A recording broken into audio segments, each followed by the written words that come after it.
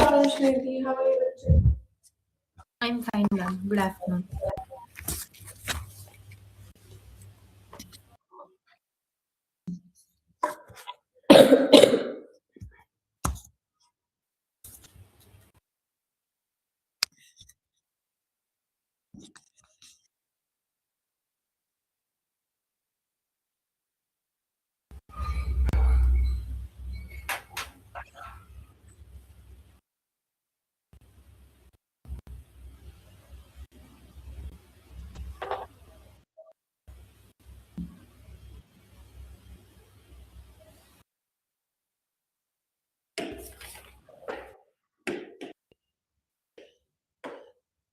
Anything new happening? Is everything okay? Yes, ma'am. All Everything good. okay. Yes, ma'am. How's the preparation going on? It's going on as usual, ma'am. As usual, Daily nothing 3 hours. Yes, ma'am. things should change for like a good, right? So nothing changed. Yes, ma'am. Almost nothing changed.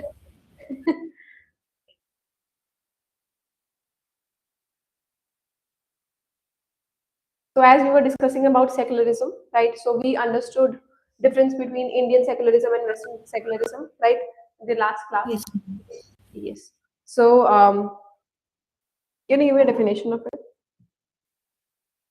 Yes, ma'am.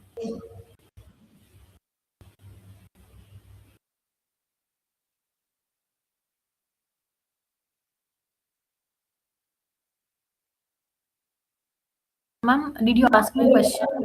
हाँ बच्चे, I asked you that what secularism is. Yes, ma'am. In India, there are two kinds of secularism. One is Western definition of secularism, and one is Indian version. In Western version,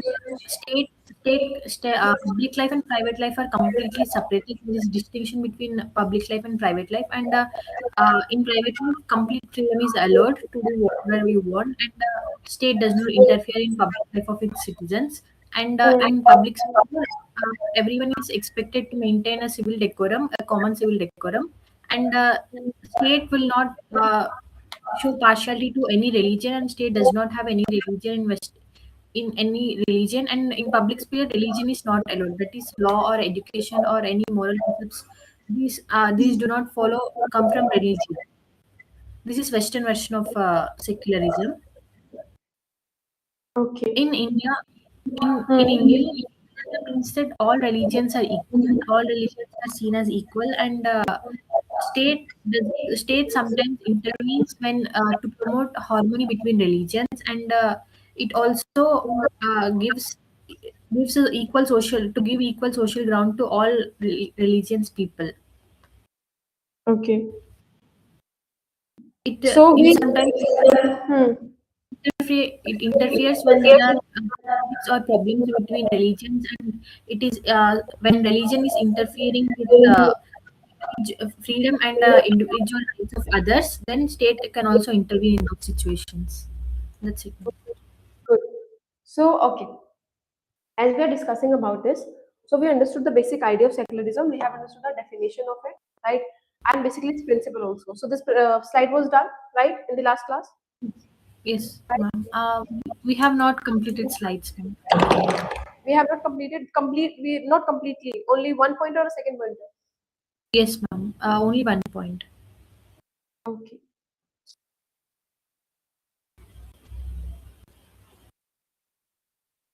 Okay, so we understood that secularism referred to the principle of separating religion from the state, education, and public policy, right? Ensuring equal treatment and protection for all citizens regardless of their religious beliefs. So what did we understood? That government does not follow any religion, right? And this we have understood the Yes. difference of Western and Indian secularism, right? Yes, ma'am. So what it says that government does not follow any religion and religion is separate kept from government, from all the schools and from laws as well, Yes, ma'am. right? After this, what another line is telling to us that ensuring equal treatment and protection for all citizens regardless of their religion belief. With this we have understood. Now, what other line is telling to us? Secularism, the principle of separating religion from state and public policy, is essential for fostering a society where diverse individuals coexist peacefully. Now, secularism is essential for peaceful coexistence in diverse society. What this is telling to us, that basically when many religions live together, right? So what secularism helps? Secularism basically help in avoiding all the conflicts,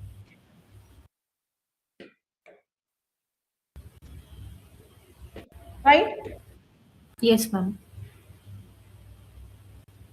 So it helps in what? It helps in avoiding all the conflicts.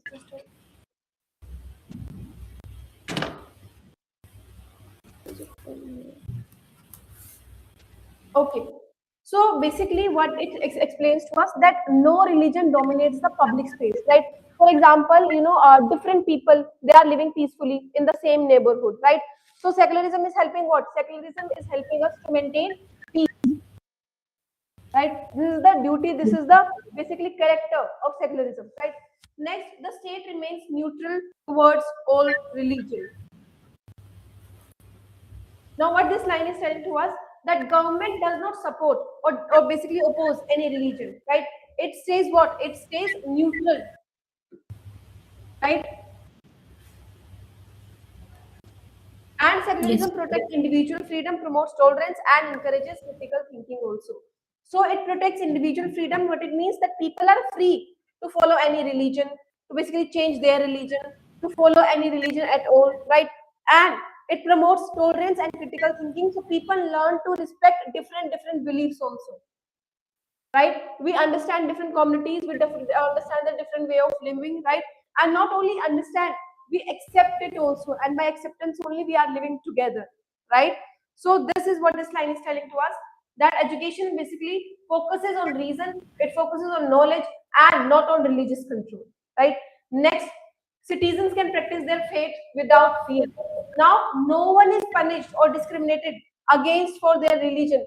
Like if you are following certain religion, you will not be punished for that, right? Acceptance is there, tolerance is there, understanding is there, right? So basically, for example, wearing some religious symbol, we are basically allowed to wear it, such symbols, and as long as it is basically following the laws and it is not harming others, right?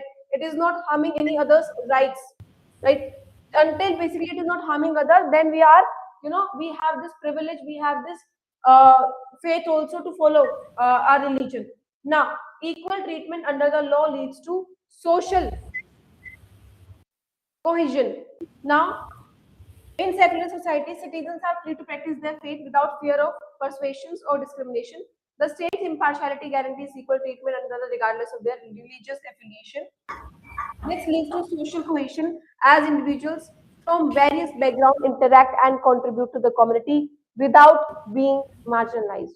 Now, what this is telling to us, that everyone feels equal when everyone in the society becomes united. So people participate confidently in public life, right?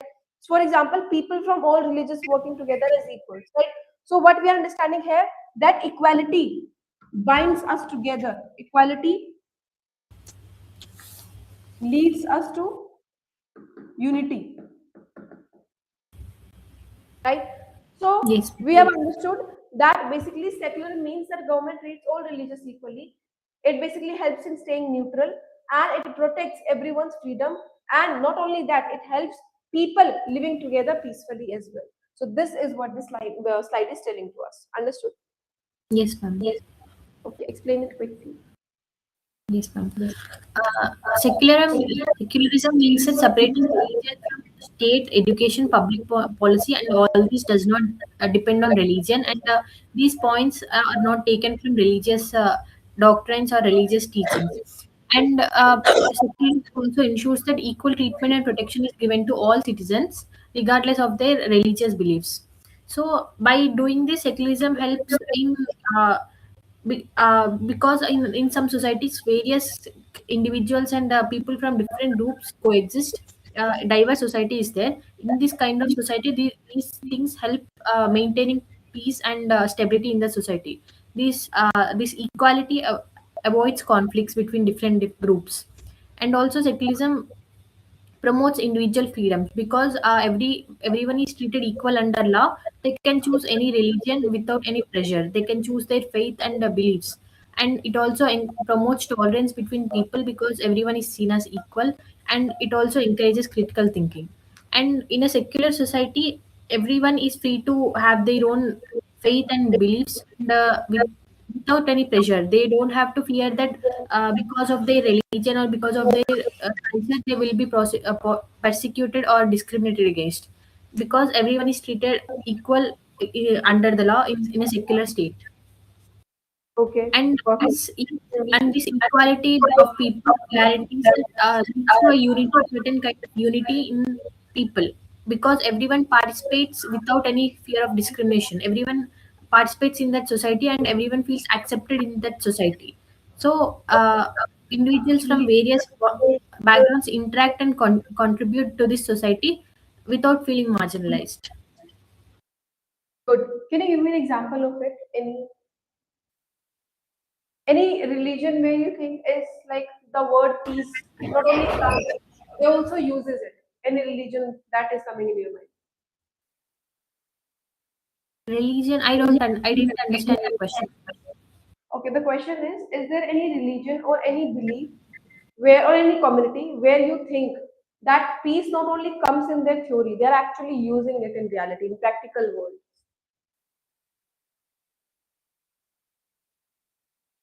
In religion, Religion, any community, or any belief, or any philosophy. if we see a community, I think, ma'am, South Africa used this principle very much, not secularism, but even after their independence, they did not discriminate against their colonials. They gave equality to them also. Okay. Can we talk about Buddhism and Jainism that they have this, whatever secularism says, they actually follows it? Peaceful culture they follow. Do you agree with it, Buddhism and Jainism? This I don't know, ma'am. I know Buddhism and Jainism, but I don't know whether they follow this or not as a group and as a culture, because they are not majority religion in any place. Okay. So Do one thing, go today, read about it more, and just like you have like written about the previous topic, right? I would like to basically read your views on this as well. Okay, read about Jainism and Buddhism. Although we'll be reading about Jainism and Buddhism in the coming classes of Indian philosophy, but still go with the basic idea of it. Do not like deep dive into that topic, just basic idea, right? Get it, basic idea, and then cover it and basically, connect it with the secularism concept. Okay? yes, ma'am, I have sent you answer to the previous That's question that, what on that only ma'am, I'm telling you. Just like which that. one which one should I follow, ma'am? Should I directly write or should I moderate my answers? I didn't read it whole, so give me some time. By tomorrow, day after tomorrow, I'll write it to you. Okay. Yes, ma'am. Okay. I hope this is understood to you. Yes, ma'am.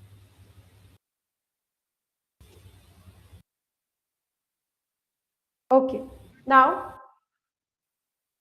let's move to another topic of today. That is historical background. Okay. Another important part that we have to understand. Now, what this slide is telling to us that ancient Greece philosophers like Aristotle, Epicurus advocated for separation of church and state. Okay.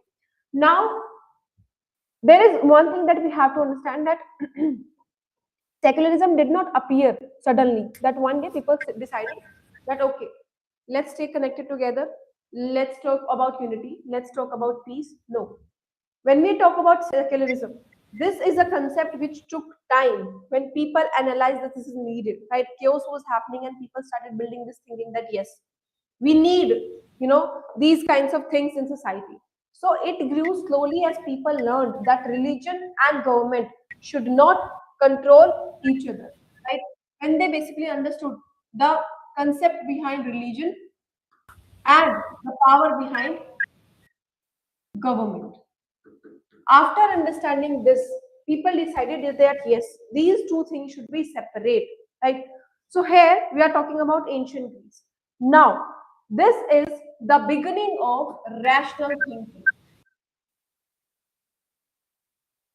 What is rational thinking?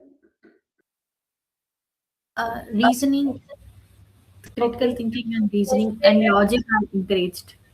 Good. Where we are talking about reasoning, where we are talking about logic, where we are moving our theory with basically, facts, right? So now what was happening that in ancient times, religion controlled many parts of life, right? But Greek philosophers, they started asking questions that should God decide laws, right? Or should human basically use reasons and logic, right? So important philosophers like Aristotle and Epicurus, right? They came in and they played an important role in this theory, right? Now, what their role was, what their idea was, so they said that politics should be based on logic, it should be based on debate, and it should be based on reasoning. So they said that religion should guide personal belief, right?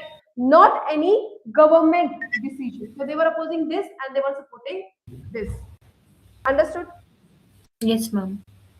For example, laws about punishment or citizenship should be decided by discussion, not by a priest saying that, God want this or God want you to do this, right? So what they said that these decisions should be made, these decisions should be understood on the basis of logic, on the basis of reasoning, on the basis of facts and debates.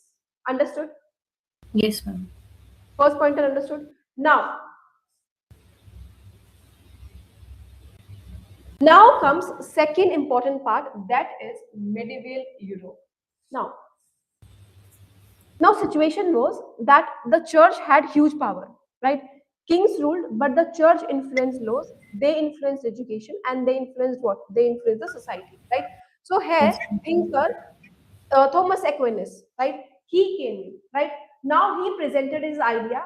He said that faith and reason. Faith is what? Religion, and reason is what? Logic, rationality, right? He basically said that these things should be in the ground, right? They are two different areas and two different areas should not be merged together, right? This was Thomas Aquinas' idea. Now, he says that religion talks about God and salvation, and reason deals with laws, these reason basically deals with science, and reason deals with logic. And basically these two things are different things and we should not merge them. So this was the idea of Homo Aquinas. Got it? Yes, So ma'am. what he was trying to explain, that listen, church is explaining moral values and courts and kings decide taxes, trade and administration. So why are you merging these two things when they are separate? When they are basically giving separate analysis, when they are giving separate context to us, right? So why to mix them, right? So this is why we say that religion and government have different roles. So do not merge it together. Understood these medieval and ancient wala? Yes, ma'am. Now, after this modern period, 19th and 20th century, we came with French Revolution. It established secularism as a core principle. So what basically it was coming. Situation was that the church supported the monarchy, right? And because of this, what was happening? That ordinary people were suffering, right?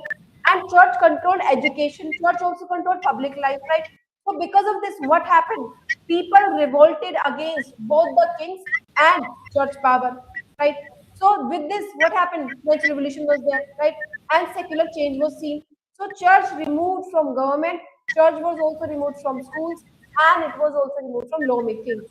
And religion declared a private matter. Got it? So the idea here was that state must be completely separate from government. Religion. Understood? Yes, ma'am. Okay, explain these four, please. Yes, ma'am. Uh, First, the idea of secularism first started in ancient Greece. Here, philosophers like Aristotle and Epicurus they advocated for separation of state and church. They saw that they started thinking rationally and they started questioning the interference of church or priests uh, in all spheres of life. They questioned what right they have to say in matters of principles or administration. So they started advocating for separation of church and state. And then in medieval Europe, Thomas Aquinas he also proposed the idea of separate realms for faith and reason. That is, he saw it as there are kings, but church is interfering in almost every sphere of life, and it is influencing the life of people in all spheres. So he saw that he said that faith is one separate realm, and the reason should be things such as uh, laws and people's rights, and all this should come under the realm of reason and not faith. They should be completely separated. His works also gave main groundwork for and then in modern period, that is 19th and 20th centuries, all secularism also gained major emphasis because secularism promotes individual freedom. That secularism gives people freedom to choose their own faith and belief without uh, any pressure or fear of discrimination. So, in French Revolution, which has liberal values, secularism is established as a core principle. Okay, perfect. Good. Now, then came American Constitution 1787, separation of church and state. Now, there was a legal separation happened. Now, what was the situation? What was happening there? That many people, fled religious, persecution in Europe. So they wanted freedom of religion, right? So there, basically, this concept came. That is American Constitution in 1787. Now, what this constitution did, it said that no official state religion will be there. Government cannot interfere in religion, right? And religion cannot control government, right? So basically, the government cannot fund churches also. Citizen can follow any religion, one religion or more than one religion, right? That totally depends on basically people, right? So this was written in American Constitution. So government here basically will say what? It will say neutral, right? And citizens will have what? Citizens will have here freedom. Understood? Yes, ma'am. Now, after this, what came? After this came Industrial Revolution. So secularism emerged as response to urbanization and scientific progress. Now, here what was happening? That cities were like growing, right? Science and technology was developing. Society was becoming more and more complex, more and more diverse, right? And then this basically industrial revolution happened because of this, right? There was so much of development. So here secularism grew. Now how and why secularism grew? So science basically explained things that was once explained by religion, right? As you can see also in basically Bhagavad Gita also, right? And many other basically texts, spiritual texts, there are lots of things which are mentioned, which we are trying to find now, actually science, right? But they are already written in those scriptures. So this was basically understood that basically what modern science is telling to us are already explained by religion, right? So modern society needed some common laws and not any religious laws. So what they were moving towards? Common rules, right? So, for example, factory follows labor laws and not any religious laws, right? School teaches what? It teaches science, it teaches maths, it teaches history. So modern life basically needs reason, science, and neutral laws. Understood till here? Yes, ma'am.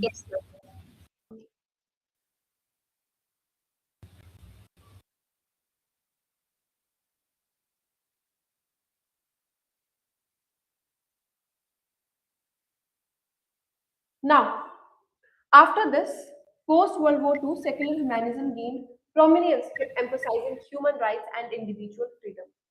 Now, what was happening?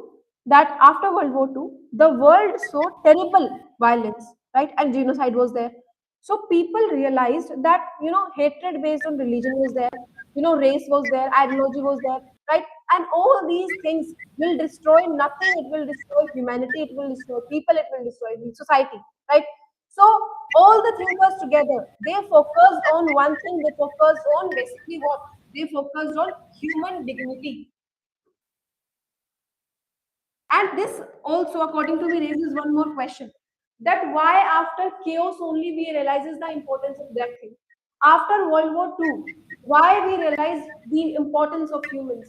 Why not before? We knew the consequences. It's not that we didn't knew. We knew, right? So after even understanding and after knowing, then why basically we moved toward that chaotic thing? So people Knowing, realize, yes, uh, knowing and experiencing are two different things. People don't understand and don't apply some theories unless they experience it for themselves. Maybe that, maybe the that. level of pain would vary, right? Just before we know. So the level of pain is not that much. After experiencing, we basically experience that pain much, much more. But then again, consequences were understood, right? You know that if you'll hurt someone, right, there'll be some consequences to it. So we don't do those things, right? For this reason only, because we know the consequences, and this is the human nature. If we'll not experience it, we'll not stop doing it. And this was something that happens not only World War II. It happens when some riots happen, when some violence happen, when some World War happen, right? So coming back to this, so these thinkers, these basically philosophers, they focused on human dignity and not on religious control, right? Now let's understand what the secular humanism is. What is secular humanism? Any idea? It word itself explains. Humanism basically means that giving emphasis to human worth and human dignity, and most importance is given to individual freedoms and individual rights. Secular Okay. humanism may mean that people are given rights and people are given equal individual freedoms regardless of their faith and belief. Good. So when we talk about secular humanism, so it says that humans comes first, right? We are giving priority to whom? We are giving priority to humans here, right? Every person has human rights, right? Every person has freedom. Every person has equality, right? There are basically laws that protect freedom of speech, equality of women, right? International focus is on human rights and not only religious roles, right? So what is the idea in this context, in this concept, that protects human first and not any religious power?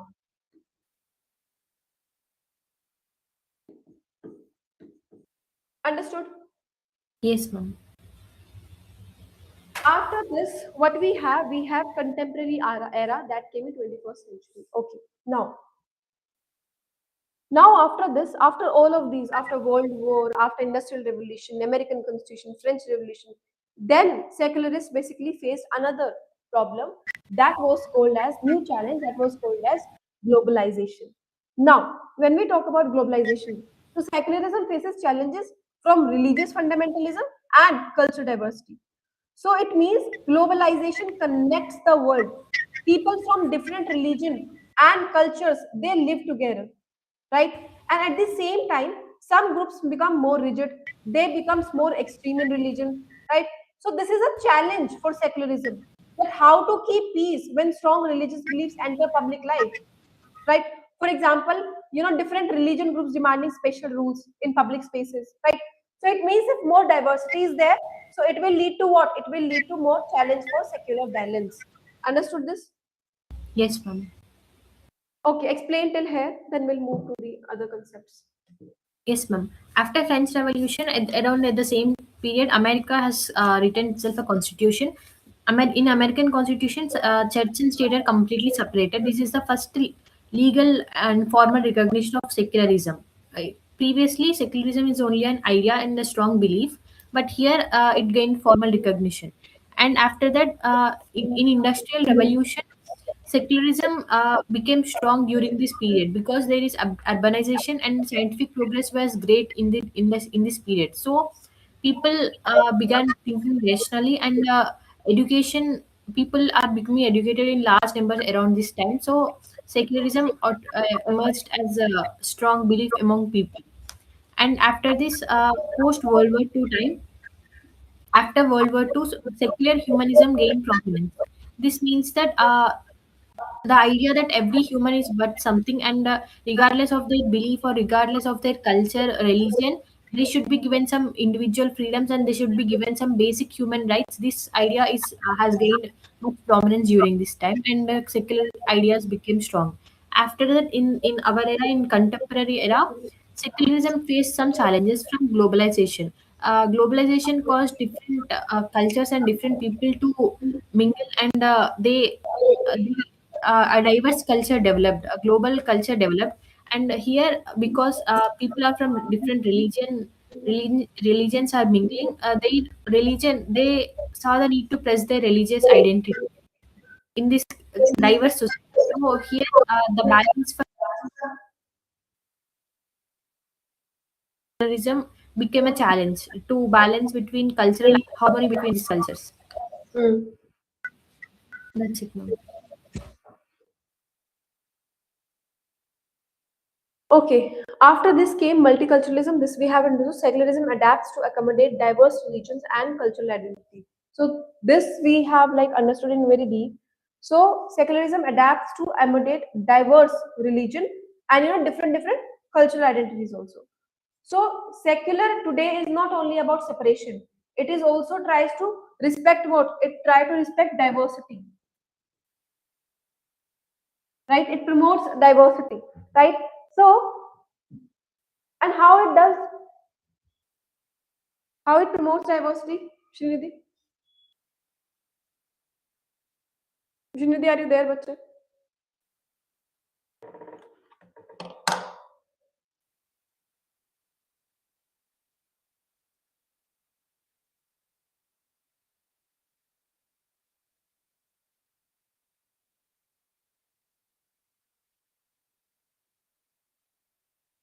Sorry, ma'am, I have disconnected. कोई बात नहीं. So how multiculturalism basically promotes secularism? How basically they both are connected?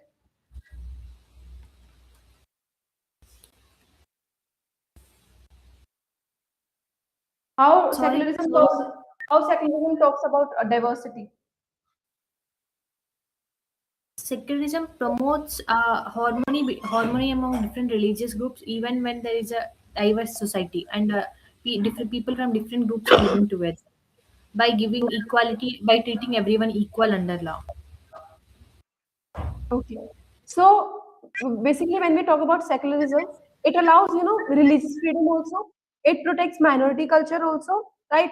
And it ensures equality before law as well, right? For example, we allow people to wear religious dress. We protect minority religious practices, right? As long as they are not harming each other, right? So secularism learns to adjust, and they are not separate in here, right? So multiculturalism and secularism are something that is connected. Got it? Now secularism spread. Countries like India, Turkey, Canada adopt secular principles, right? So these are the countries which are basically following secularism, right? India Yes. secularism means what? That equal respect for all religion. State can intervene to ensure equality also, right? Ban on untouchability also there. Triple talaq is the example where basically state can intervene. You know, so when we talk about Turkey, it adapts strict secularism, right, to modernize the country. So religion kept out of government institutions, right? Canada, that focuses on secularism, right? And not only secularism, it basically focuses on multiculturalism also, right? So these are the countries which basically focuses on secularism. Got it? Yes, ma'am. Okay, explain it. Yes, ma'am. Uh, Secularism also accommodates diverse religions and cultural identities, because secularism gives freedom to individual to choose their own religions and choose their own faiths, and it also protects minority groups, and it ensures that everyone is treated equal under law. So it encourages diverse cultures, and also it aligns with multiculturalism in this regard. And secularism is also spreading in modern times, because countries like India, Turkey, Canada are adopting secular principles. We here in our society only secularism is completely adopted. Secularism is our basic constitutional value, so it is protected by constitution. Okay.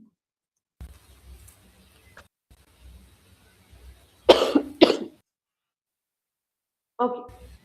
Now let's move to another, the key concept of secularism. The first is separation of church and state.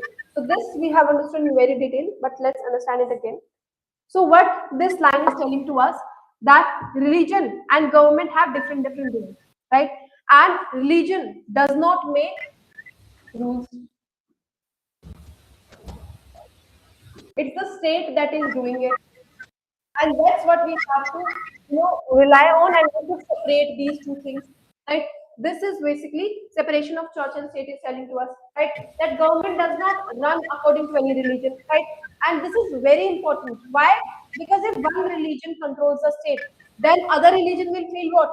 Other religion will feel unsafe, left out. The concept of alienation will be there, right? So this is why separation of church and state should be there, right? So like courts decides, like those cases using laws and not only religious laws, right? School teaches science and civic and not only religious teachings, right? So this is how we have to separate them. Second, neutrality of the state.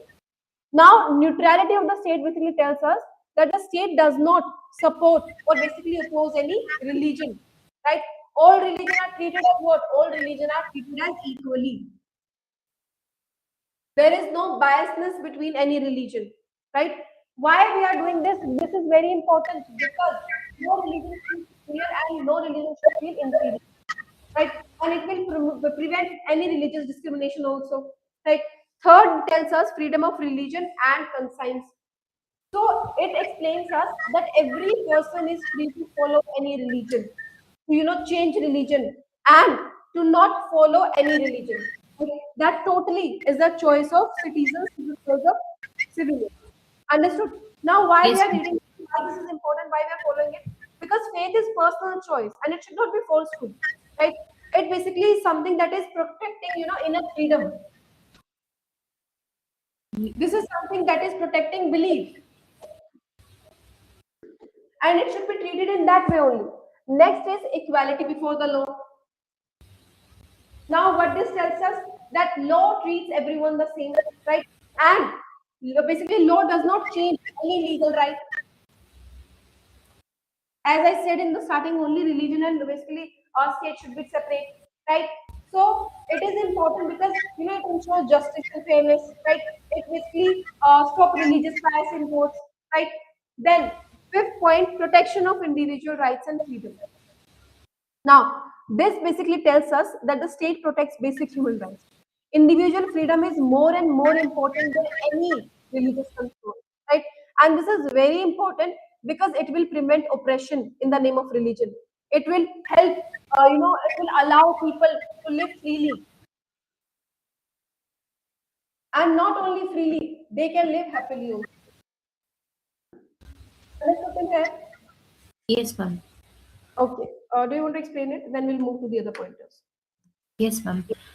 Some key concepts of secularism are, one is that separation of religion and state should be there. Uh, State should not follow any state matter such as making laws or public policy or education. These should not be decided by state, and the religion should not these should not be decided by religion, and religious concepts or beliefs should not come into consideration when doing these things. And neutrality of the state is also important. State should not show partiality to any one religion, and state should treat every religion as equal. It should not give subsidies, or it should not give benefit any one religion, because other religions may people from other communities or religions may feel alienated. And freedom of religion and consent should also be there. People, because freedom of individual is central here. People are free to follow any religion, and they are free to believe any faith, and they are also free to change their faith, and they are also free to not believe in any religion also. This is also important because it gives individual freedom to make their own choices. And equality before the law should be there. Before law, every person should be equal regardless of their religious identity and faith.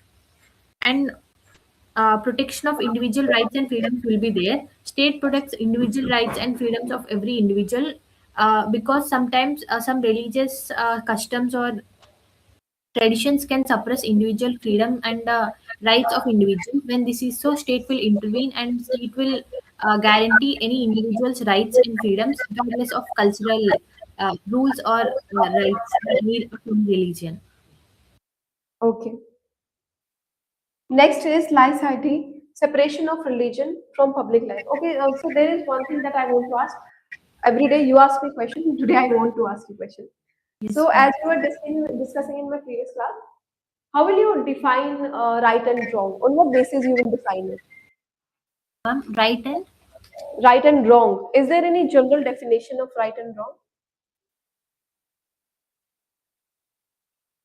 I don't think there is a concrete line differentiating right and wrong. Every individual has different perception of right and wrong, but some basic principles everyone will agree. Some values are universal. Like we should not kill, we should not steal, all of these. Yes, like we should not steal, like we should not harm others for our own benefits. These are universal values, and everyone will accept them. And other broader aspects, there are no concrete lines between these. Everyone will have their own perception towards right and wrong. Okay. So can it like vary situation to situation? Like universal, like there are universal lines to it. There are universal truths to it that we are accepting it. But then again, if there is someone who is justifying something, something that is wrong to you, then how will you justify it? How will you basically contradict that person? Ma'am, in some issues, I don't think there is any sort of uh, contradiction. Also, for example, I myself believe that India, according to Indian Constitution, our values, we say that not one innocent person should be punished, even if 100 criminals are to go free. This It's is our opposite, principle.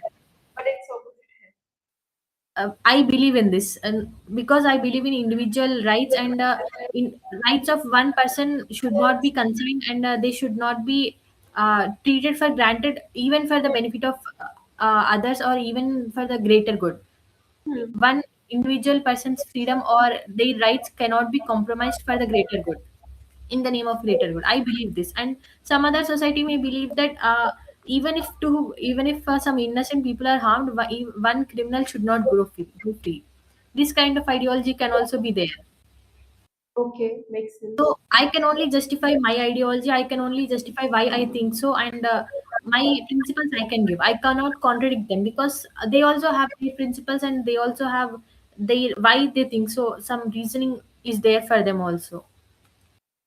Perfect. Makes sense. Sure. Let's move to another concept of our today's laicity, French, separation of religion from public life. Everyone is saying the same thing, but there are the keywords that you have to mention, and there is an explanation which basically is differing, right? But the context is same. They want to separate religion and state, right? Now, this laicity, French secularism. Now, what this talks about? It talks about the separation of religion from what? From public life. Now, religion should stay private, right? This is the thinking that this laicity have. So public places like schools, courts, government offices, they should be what? They should be religion free, right? The state should not have any religious identity. There should be no religious identity, right? They should have separate rules, they should have separate laws, and they should work separately. So now this idea came to stop religion from controlling politics and to controlling the education also, right? In France, religious symbols like hijab or maybe large crosses, they are not allowed in public schools, right? And in government buildings also there are no religious symbols. So they say that their religion should be at home, and it should like come out of the street, right? And state should be public. So state in public and religion at home. So this is the belief that they have. Understood till here? Yes, ma'am, understood. Next, secular humanism emphasizes on human values and reason. This we have understood. So this focuses on what? This focuses on human values. This focuses on reasons, right? So what they say that human comes first, right? Decisions are based on human dignity, equality, compassion, on logic and on science. Next we have is pluralism, coexistence of diverse religions and beliefs. Now, pluralism means that many religions and many beliefs, they are living together, and not only living, they are living together peacefully, right? This is pluralism, right? Now, society basically accepts different religion, different beliefs, right? And it is not any religion is forced by like anyone else, right? So this is known as pluralism, right? So all beliefs are respected here. So why this is important? This is important because this helps people live peacefully in diverse society, right? For example, we have temples, we have mosques, we have churches. In India we have gurudwaras also, and they all are existing not only in the same city, they are existing in the same locality also, right? So this tells us about what? This tells about pluralism. Understood? Yes, ma'am. Next we have is tolerance. Okay. Now tolerance means what? I think we have discussed this word. What is tolerance? Can it be negative? When we talk about tolerance, there is something negative word, negative thinking that comes in our mind. So how will you define tolerance? Uh, Tolerance means, ma'am, I think to accept some other values, and to, even if we don't agree with them, we should allow them to have their own beliefs. We should, basically, I can't give the exact definition. Okay. Can tolerance be negative also? Tolerance, uh, more tolerating something even when that is causing some harm, may be negative, may be seen in a negative sense. Okay, so before this, whenever you heard of the word tolerant, it always came out to be something negative, right? It's like that you are forcefully accepting something. This might be the definition, right? Whenever you heard this word tolerance. Now, the exact meaning of tolerance is when you are respecting and when you are accepting. Respecting and accepting. And yes, tolerance can be sometimes negative as well, right? So tolerance is something like, I may not agree with you, but I allow you to exist, and I allow you to express yourself, right? So this is tolerance, right? You are basically respecting them. Your viewpoint may not match, right? You may not fit with that situation, but you are accepting it, right? So that is known as tolerance, right? So for example, you and your friend, they are supporting different political parties, right? But you still talk politely, so that is also tolerance, right? So Yes. this is tolerance, but tolerance is not that you are accepting violence or you are basically moving towards injustice. It is not that you are giving up your own values. No, it does not mean that you are going to be silenced if something wrong is going to happen. No, tolerance is just acceptance and just respect. That's it. But if something goes against your willingness, if something goes, about that, like above that line, so you will basically raise violence also. Got it? After Yes, this, ma'am. we have rationalism. So rationalism emphasizes on reason and evidence-based decision making. Now, using reason and evidence to make decision. Decisions are made using what? They are made using logic. They are made using facts. They are made using science also, right? So there is no blind belief or there is no superstition. No, here we are moving towards facts. We are moving with science and we are moving with logic. Right? Why we are doing this? Because this helps create fair laws. It supports educational progress also, and basically it helps to society to move forward with more analytical view and critical thinking, right? For example, teaching science instead of superstition in school, right? Making health policies based on medical researches, right? So what it talks about? It talks about thinking, it talks about questioning, and it talks about evidences. This is rationalism we have. Okay, can you explain all this? Then we'll move to the next slide.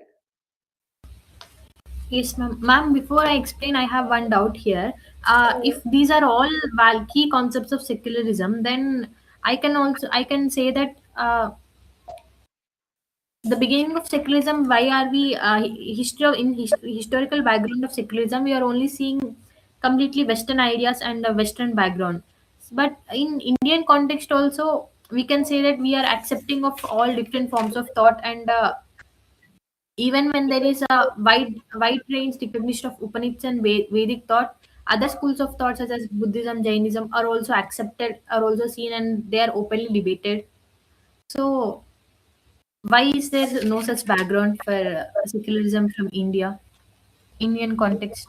I didn't understand your question. Can you repeat again, please? I'm sorry. If these are all key concepts of secularism, then this pluralism, tolerance, and all these concepts we also have in Indian background. Hmm. That is, when other religion, when Hindu culture or Vedic culture is very much accepted at those times, also in ancient times, other schools of thought such as Buddhism, Jainism, and all other schools of thoughts that are emerging at that time, they are also accepted, and they are also given equality, and open debates are there between different schools of thought. So this resembles the spirit of secularism. So in historical background, why is Indian context not added? That is what I'm asking. In this context, why Indian context is not added? Who said that Indian context is not added in here? Indian In context is added. historical background, we only saw Western concepts only. That Because we this that is secularism. we are talking about Western philosophy now here. But it's not that we're going to talk about Indian philosophy. Indian philosophers talked, and they majorly follow this historical background of like secularism. They follow it more and more, right?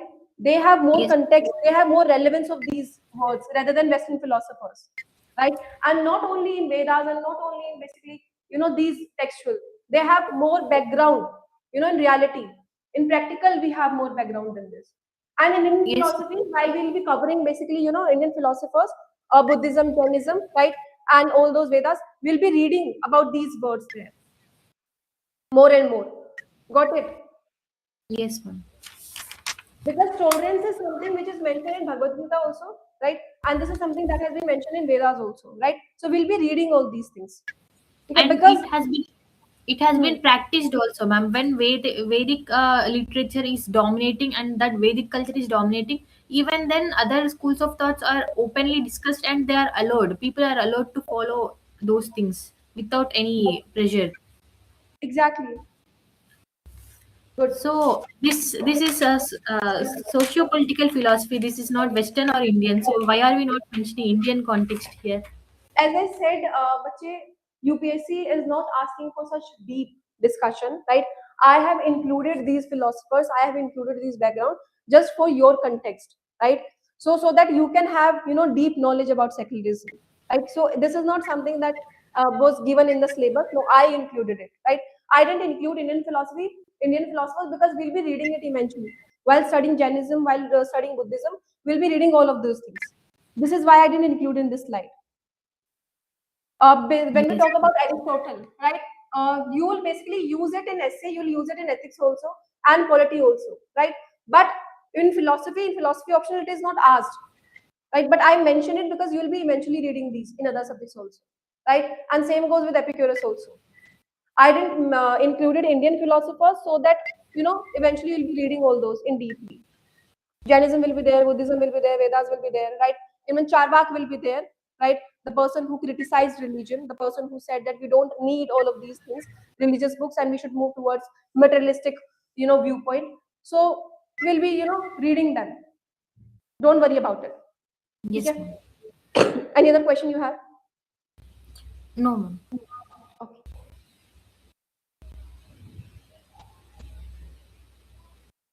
Okay. Now I hope this is understood. Did you explain it? Yes, Do you want to repeat it? yes, ma'am. Next slide. We are discussing next. Okay, you have repeated this. Yes, ma'am. Okay.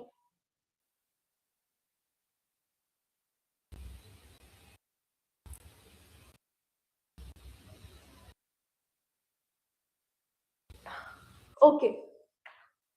Now we are going to talk about types of secularism. We have first political secularism, that is separation of religion from politics. Then we have social secularism, separation of religion from social institution. Then we have philosophical secularism, that is rejection of religion, authority, and dogma. Okay. When we talk about political secularism, what is coming in your mind? Politics and secularism, how they are related? Why we are talking about these two together? Secularism is talking about religion. right? Talking about, unity and somewhere conflict too. When we talk about political, this is talking about what? This is talking about politics. This is talking about, laws and rules. Why we are talking about these two things altogether? What Religion kind should of... be Hmm. religion should not interfere in politics, and people should not be divided into groups, and uh, electoral gains should not be electoral systems, and politicians should not use religion to mobilize votes, or and in laws also, religion should not interfere in any kind of public policy and laws. This is political secularism. Okay, so separation of religion from politics. Now, what this is trying to explain to us, that there should be no interference of, government and religion, right? They should be separate. This is what we are learning from the previous slides also, right? So political decisions are made using law and constitution, and they are not made using religious laws, right? So this tells us that political leader should not rule in the name of any religion. Now, why this is important? Because this prevents one religion from dominating others also, right? This basically protects democracy also, and this protects equality also.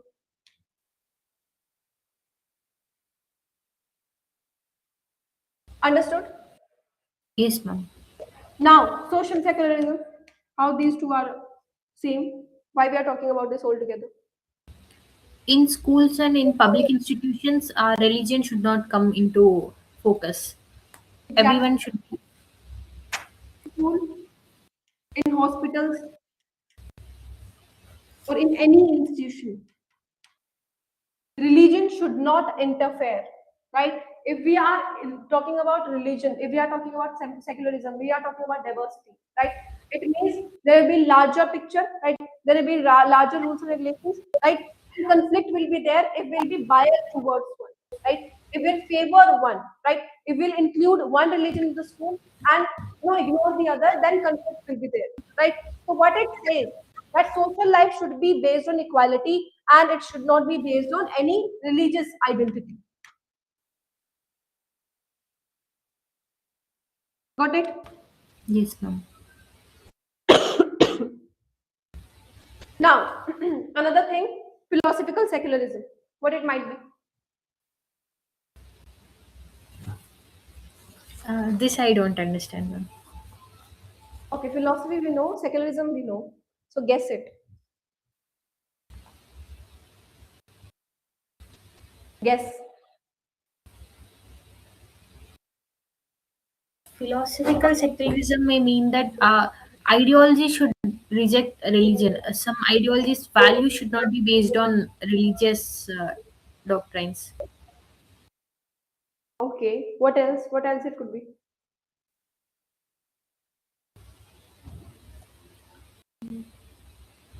Okay, what philosophy focuses on?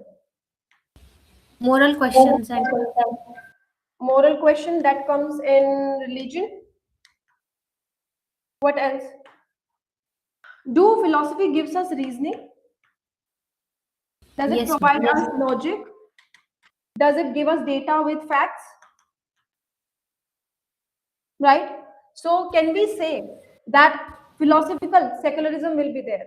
So what it is basically denying? This is denying to us superstitious. Can we say that? That rejection of religious authority and dogma should be there, right?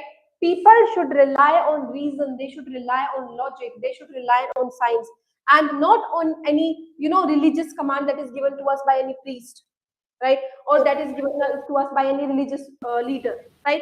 So this is what it is telling to us, that we should encourage here what that philosophy gives us. What philosophy gives us? Philosophy gives us critical thinking. Understood? Yes, ma'am. Okay.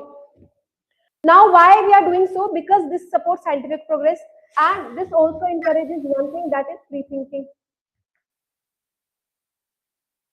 This is Yes. helping us to move towards diversity also, right? This is helping us to, reason, And not only that, we can contradict also here. If we are not, coming up with the views that is matching the other person views, so we can contradict freely here, right? We can, we don't have to think much, or basically it will lead to violence or something, right? It will encourage free thinking, right? So teaching evaluation in school could be done, making health policies based on, science, right? And not based on any superstitious or any religion, but looking at the today's scenarios where voting is done on basis of what? On basis of religion only, right? So religion is a tool which basically is used by many of the vote banking. Understood? Yes, ma'am. You can explain it, then we'll move to the other slide. Yes, ma'am. There are different types of secularism. One is political secularism. This political secularism is separation of religion from politics. People should not be differentiated by religion. Religion should not interfere in politics. That is, it should not interfere in governance, and it should not interfere in any forms of law. And next one is social secularism. Social secularism states that religion should not interfere in social institutions. For example, schools, hospitals, and other social institutions. There should not be any partiality, or there should not be any exemptions for any people of religious identity, and there should not be any instructions from any religious context in schools, and there should not be given any priority to the people from any religion in hospitals. And basically religion should not interfere in any social institutions. And next one is philosophical secularism. In philosophical secularism reflects religious authority and dogma. That is, when there is superstition in religion, this philosophical secularism promotes critical thinking among people. It promotes reason, logic, and facts to. It encourages people to think critically, and it encourages people to question some rules or traditions in that are there in religion, which are not making any sense. It encourages critical thinking among Okay. people. Okay. Now, these are the thinkers who basically promoted the idea of secularism, who believed that yes, state should not interfere with the religion, and they not only promoted, they made also sure that it is basically this idea is delivered to people also, right? So these are the thinkers that we have. So one by one, we'll understand what they were saying. So first one we have is John Locke. Did you read John Locke before? Yes, ma'am. What theory you read? Social contract theory. Okay, what did you understand from it? uh, he he said that people follow government. People themselves make government. They submit under the hands of government because they need some things such as protection, safety, and some basic rights. For this, they are giving up the freedom, and uh, they others they are submitting the restrictions that the government is imposing. We are Okay. gaining nothing and losing another thing.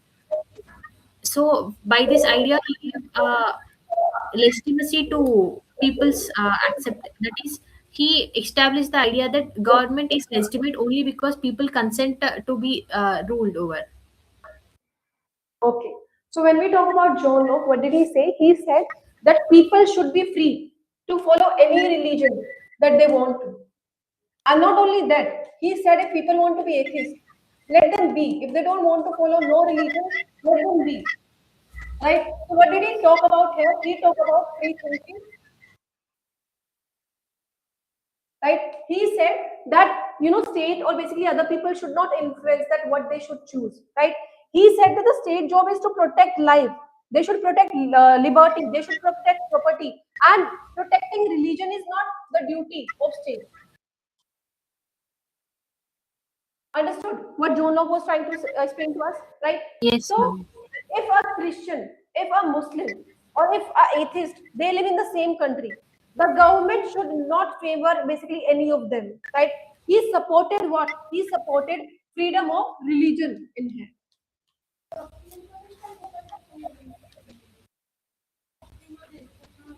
Understood? Yes, ma'am. Now, Immanuel Kant. You read about him? Heard about this name? I heard about Immanuel Kant, but I have not formally studied. Okay.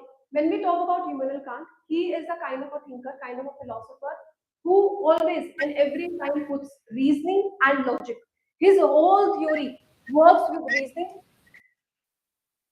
and logic. And in this category also, he said the same thing that we should follow religion with reasoning and thinking, not with blind faith. Right? What did he say? That it's not that we should like move towards superstitious, right? And move towards whatever a friend is saying, whatever our families are saying about religion. No. He says that follow religion. No worries about that. But follow it with reasoning, follow it with logic. Right? So what did he say? He basically said that you should have rational thinking. You should have understanding of what you are moving towards. So he followed rational thinking over here. He followed facts over biasness, right? So, for example, doing good because it is the right thing to do, and not because a religious tells you to fear punishment, right? So he supports rationalism and he supports moral freedom also, right? So you should donate something, right? Because you will feel good, not because you'll get something out of it, or not because someone else pressurized you, right? So this was the theory that was given to us by Immanuel Kant. Understood? Yes, ma'am. Okay. Next we have is Bertrand Russell. Read about him ever? He's a very famous philosopher. Russell. No, Okay. ma'am. Another Very Western touched. philosopher who basically focuses on rationalism, who thinks that logic, who thinks that science is the one that we should move towards. So what he says that religion should not dominate education. It should not dominate politics, right? Science and logics are better tools to understand the world, right? So what we should understand science and we should move towards logic, right?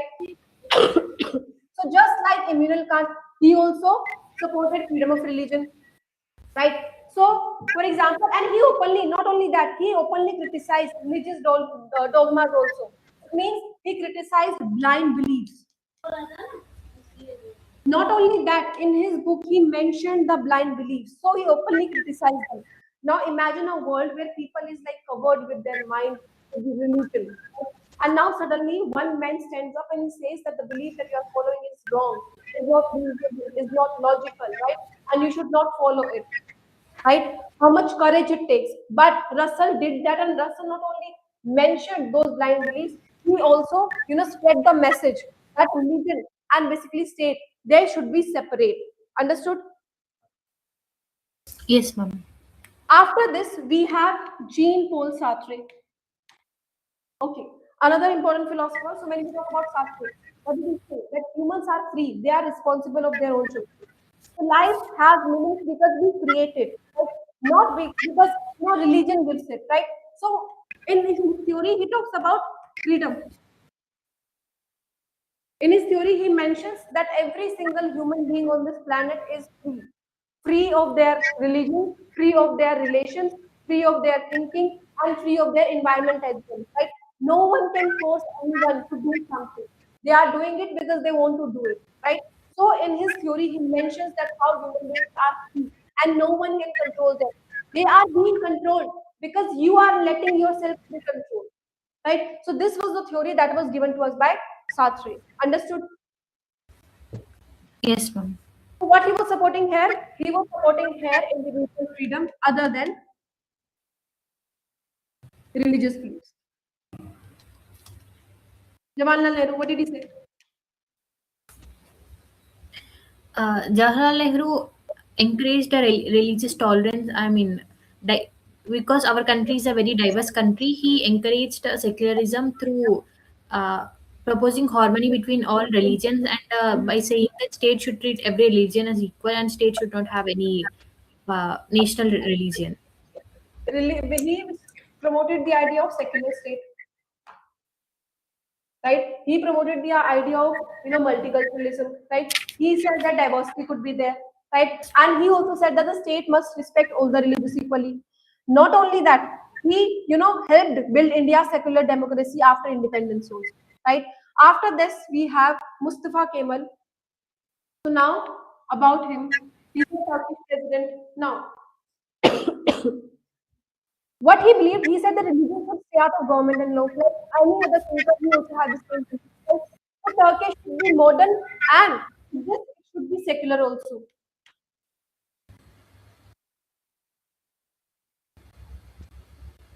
After this, Barack Obama, what his ideology was? Any idea? I don't know, ma'am. He says that government should not impose religion. All citizens deserve equal rights, regardless of their religion, right? And he defended secular values also.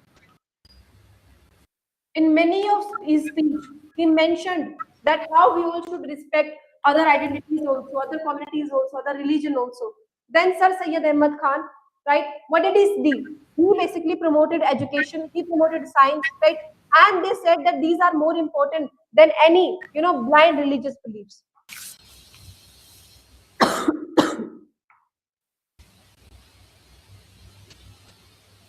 Understood? Yes, ma'am. Okay, one by one, can you mention it? Yes, ma'am. Uh, Here are some major proponents of secularism who have encouraged secularism over. These are the major thinkers.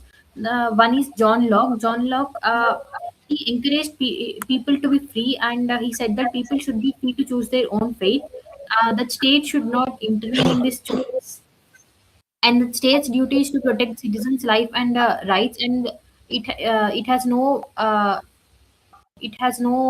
opinion to have it should not have any opinion on its citizens religious faith or religious life. He also advocated for religious freedom in people.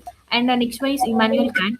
Immanuel Kant encouraged rational thinking, reason, and logic. He said that following religion is okay, but any religion can be followed, but uh, any religion should not be followed blindly. We have to think, and we have to, if there is any practice we are following, we have to think why we are doing this and why this practice is good or not. He encouraged reasoning, and he also said that we can follow religious freedom should be allowed, but even when following religion, we should also think and see uh, why it is being followed. And next one is Bertrand Russell.